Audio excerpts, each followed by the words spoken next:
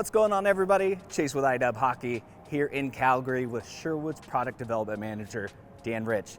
Dan, you know, I'm chomping at the bit to talk tech and spec, but let's talk about that Rekker player profile and the Flex profile itself. I mean, it's no secret the Rekker family has traditionally been about quickness, quick release, the player who, you know, gets that puck on their stick and off their stick quickly, down in that scoring area, being able to walk out from the corner and really catch that goaltender by surprise. And I think our low kick Rekker family has been able to address that player for many, many years.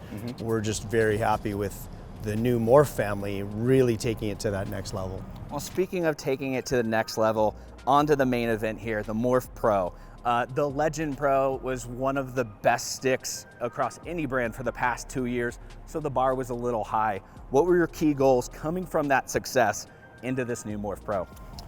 Well, we wanted to do a couple of things. One, we felt that we had really validated the layup and the construction of the product. So how could we eliminate a few redundancies and create a product that was lighter, and in turn make sure that we add some components that could even make it more durable. So by adding, you know, we'll talk about it as we go on, but dual carbon frame with that 25K both inside layer and outside layer is a real key component. And then, as I said, removing those redundancies to create a lighter product and therefore what we feel is a quicker product. So it's kind of hard to imagine making something lighter and more durable. And you kind of mentioned it, it's the carbon layup that you're using today. So literally externally, you can't really tell until you take the end cap off. What was the inspiration behind that? And for that player at home watching this, what is that really gonna do for them out on the rink? The traditional layups, you know, as we evolved as a brand, the traditional layups, we would be looking at that premium carbon fiber layer on the outside, right? That last visible layer, which added maximum durability, maximum lightweight because of that strength to weight ratio with the resin and the carbon fiber. So the highest quality carbon fiber with the best resin percentage content possible and the best weave. That on the outside. The logic goes, if that's your best layer of carbon fiber and you want to improve the quality of your product, why not use it elsewhere? And then the logic is, okay, let's do the inner layer and the outer layer with that 25K carbon fiber. And that gave us, allowed some weight savings and really increased the durability component for us as well. So that dual carbon frame meaning the carbon frame on the outside and the carbon frame on the inside. And as you say, if you pop the end cap off of it, or in my career, occasionally taking a saw and hacking some sticks or breaking some sticks on purpose, you get to see that 25K layer on the inside as well. So everyone wants to know, we're talking about weight. What's the weight of the Morph Pro in a 60-inch build? I'm glad you brought that, because you know how I feel about when we talk about weight, right, at the end of the day, because everything varies depending on length, depending on flex, depending on pattern. And shaft dimension, all of these things. So there's no true Bible that says you have to be this length and this pattern is exactly the same. Now, for us, when you measure our stick in a 75 flex and a PP28 in the senior 60-inch length, that's 365 grams, and that's the lightest Sherwood product that we've made, and we feel it is the best balance between weight and performance ratio, keeping in mind you still want durability. So those are all the things you have to factor in. You could go wild on weight, but inevitably you'll sacrifice feel and durability, we feel. So this is where we hang our hat on building what we feel is the lightest and most responsive Rekker product we've ever built. So speaking on feel and still maintaining that lightweight story, you look down at the stick for the first time, and if you're a gear geek like myself, you're gonna notice the blade is shaped a little bit different on the top part there. So for that player at home looking down, wondering, what is that geometry really gonna do? How would you best explain it? As we went down this road with our Ergo Taper shaft and started changing the dimensions, and for the viewer to understand the Ergo Taper shaft, you have basically a convex or a rounded top portion, and then as you get down into just below your bottom hand, we move to a convex concave, or a round and a indented, if you will, on your bottom hand area, and then we go back to that rounded taper down at the bottom. So convex, convex concave, and back to round convex down at the bottom. As we did that, we found that that taper really required us to change the overall top line of our blades. Go away from that thicker, chunkier, and go to something that's sleeker, more tapered, and really allowed us to do a couple of different things. One, visually appealing, it's actually much more appealing and less chunky. As a result, by removing some of that material and making a stronger profile or a better profile, we actually made the blades lighter. You can't just make a lightweight shaft and put the same blade on it, because ultimately you change your balance point. Right. So for us, Featherlight is a feature and benefit within our product, and as you go up and down the line, Featherlight component means different weights. And Featherlight XT is our best balanced product. You can't achieve that best balance with your lightest stick unless you're paying attention to the blade as well. So you know me, Dan. I've been a huge fan of Rekker since the EK15 days, Absolutely. all the way up to the Legend Pro, and now this Morph Pro. Feel has always been exceptional, especially last year with that VR92 blade core. For those hardcore Rekker fans like myself, am I going to notice anything different in terms of puck feel, puck reception, or anything like that? In a perfect world, you shouldn't notice anything different, because the blade layup at the end of the day has many similar elements. But I think what you're finding now is the combination of the blade profile, the combination of the dual carbon frame, and a slightly enhanced kick point. I think you're going to find, and the dual kick point, so we can talk about that secondary kick point actually in a moment as well. But I think what you're going to find is you're getting a quicker response out of the Morph Pro now than what you would have gotten perhaps out of the previous generation at Legend. And getting that quicker response, or that pop, if you will, is really key. You want to catch that goaltender by surprise. You don't want to have a tell. You want to be able to shoot from a stick handling position if you get the opportunity. And I think our blade and shaft combination really allows you to do that. So will you notice something different?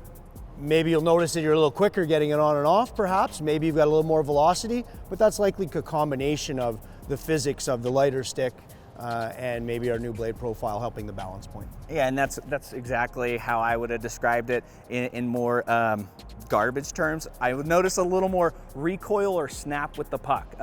Puck feel felt the same, but it seemed like it was just coming off a little bit easier and faster too. So you read my mind earlier. Let's talk about that Ergo Taper shaft, but more importantly, the Duo Fire kick point, because that's something we find in the Pro, the 1, and the 2. So this is really speaking to the entire family as a whole. It's much different than any other low kick on the market. How did you come across this? And then why does that benefit that player, especially that modern player looking for a deadly quick shot release? The fascinating part about the Ergo Taper shaft is it's 3 distinct zones. So the top portion being that round, if you will, right? Comfortable and easy to maneuver. Then you move into below your bottom hand, you move into those varying shapes. And those varying shapes, the convex and concave shape, creates a characteristic within the layup, especially when you go back into the round in the third portion. In doing that, as we studied the layup and studied the flex profile, we found we were getting a secondary bump in the kick point. So you have that soft portion in the low kick, and then it stiffens in through here, but then there's another bump to it. And that other bump has really allowed players who like to shoot from that stick handling position. I use the Connor Bedard example all the time, and he's obviously taken advantage of this build. Alex DeBrincat, again, another example where that player can come down the wing, and without having a tell like old guys like us, he's able to shoot from that hands-high position, and he's able to generate velocity because of the secondary kick point. He's not having to load the shaft all the way down in here. He can actually generate pace from the kick point in that secondary spot.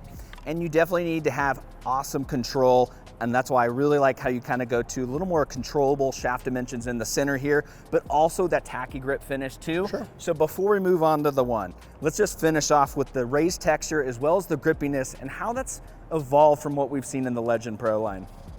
So Legend Pro was unique where we had the topographical map and we had the squiggly lines, if you will, that were raised and allowed for that tactile grip. We wanted to refine the design, a little bit of a richer design, some real pop, and we looked at a number of different tactile elements. Obviously, spray grip is one. Everybody does it, and depending on the depth that you apply it on the shaft. that'll add weight or reduce weight. But again, it really is a player preference. You want it all the way down, past that H8 or right into the heel or what have you. So we found we have a good position for our spray grip, but that spray grip's complemented by our tactile element, or the raised corners, if you will, that you can feel in your glove as you slide up and down. And that's important to give player additional grip and that sensory feel on the shaft. And we find it integrates really, really well with AX suede in our palms, even in our traditional Nash palm. And it gives the player that tactile feel without adding big, long, chunky lines or additional thickness to the shaft. And that's important. We wanted to have that same thickness throughout the shaft without going too crazy. And I would imagine that's why we only find it on the backhand, or most of it, I should say, is because that's where your bottom hand is really feeling. You're probably going to lose a little bit of weight by taking it off the forehand.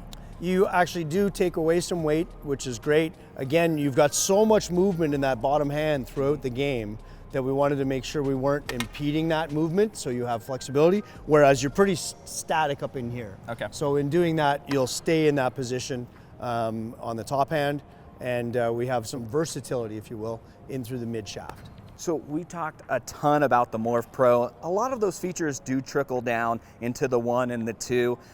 Could you give me maybe a brief rundown of what's the difference between the 1 and the Pro here?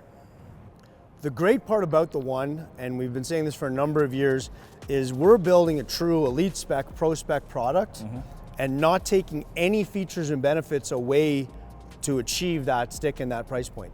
Everything you have in the Pro, you have in the 1. All we've done is put a little bit more robust a layup to it. So what you wanted is your VR92 blade dampening system, you have it.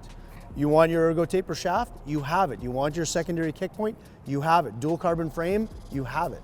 So this is a real advantage for us to be able to really develop a true pro level product and offer it at a price point below what the Pro is. I mean, that's such a big win for the elite level player, maybe a little more on a budget, maybe more looking for a little more robust build, or someone that looks like looking for a direct carryover, almost a direct carryover from that Legend Pro, because this sits just under 400 grams and that Legend Pro was right around 385, right? Sure, and look, as all companies evolve and you strive to build better product, technology improves, manufacturing processes improve, and everybody studies that. So it's a standard progression as we get older as a company, as we get more experience in building our products. It makes sense that things would slowly trickle down into the other price points. So, while we had amazing success with Legend and Rekker Element prior to that, we continue to evolve, continue to study the marketplace and players and shooting mechanics,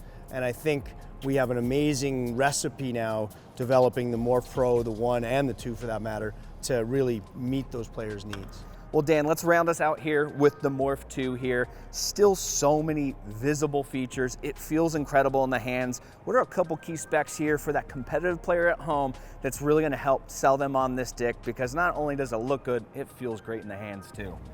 The great part about it is all of the features and benefits you had from the Ergo Taper shaft, Yeah. it's still in the 2, without question. So you have those 3 zones, which in turn promotes that secondary kick point. So you've got the benefit of that, a low kick stick with that secondary kick point. You're a little bit more robust from a durability perspective. Obviously it's heavier, but at the same time, you still got similar blade layup and a little bit of a different material where we actually go to a different weave where we're Blackline 25 on the Pro and on the 1. So we go to a slightly different blade finish on the 2, which gives us a chance to be a little bit more durable, but also be a little bit more affordable. So still having that visible carbon fiber weave, but not at the price point, if you will, of what the Blackline 25 finishes does for your stick. Well, Dan, as always, thanks so much for having us out here in Calgary and walking us through the incredibly exciting Morph Pro line. Thank you, as always, and you're always welcome to come to Calgary. And for you at home, want to check out the entire line of Morph Pro sticks, make sure you head over to inlineandicewarehouse.com.